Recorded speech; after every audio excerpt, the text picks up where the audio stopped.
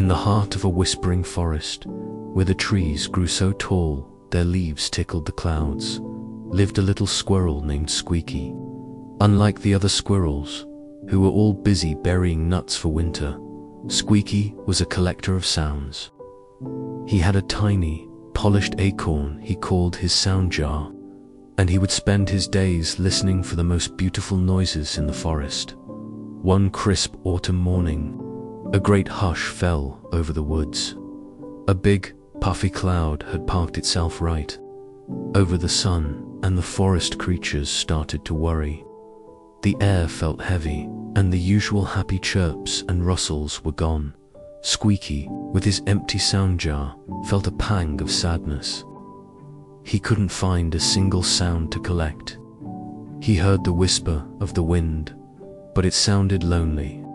He heard a drop of rain, but it sounded like a tear.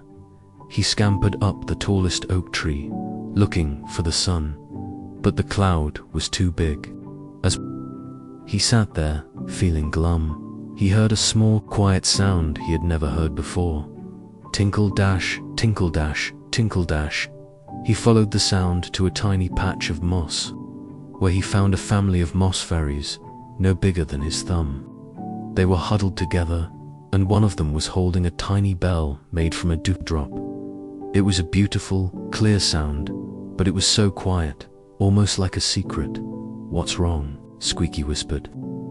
"The sun has gone away," said one of the fairies. "Without the sun, our flowers won't bloom, and our music fades." Squeaky felt a rush of an idea.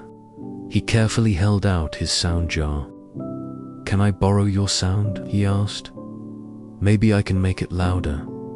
The fairies looked at each other and nodded. The tiny bell tinkled one last time, and Squeaky quickly capped the acorn.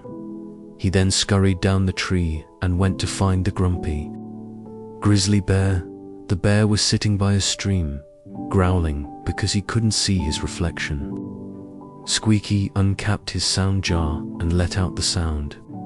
The bear stopped growling. Tinkle, tinkle, tinkle. The sound was small, but it was enough. The bear started to hum a gentle tune. Squeaky then went to a grumpy badger who was complaining about the mud. He let out the sound again. The badger's frown turned into a little smile as he started to tap his foot to the rhythm. Soon, Squeaky was running all over the forest, sharing the beautiful sound. The lonely whisper of the wind seemed to have a friend. The tear-like raindrop now felt like a happy plink. The forest animals began to hum, sing, and tap along to the music. The cloud, which was just a big, puffy cloud and not a grumpy one, heard the beautiful sounds. It smiled and began to float away, letting the sun's warm rays shine through. The forest returned to its happy, buzzing self. The moss fairies' flowers bloomed, and their tiny music returned. But now, all the animals had a new song to sing. All thanks to Squeaky the squirrel and his little acorn sound jar. He learned that even the quietest sound can make the biggest difference.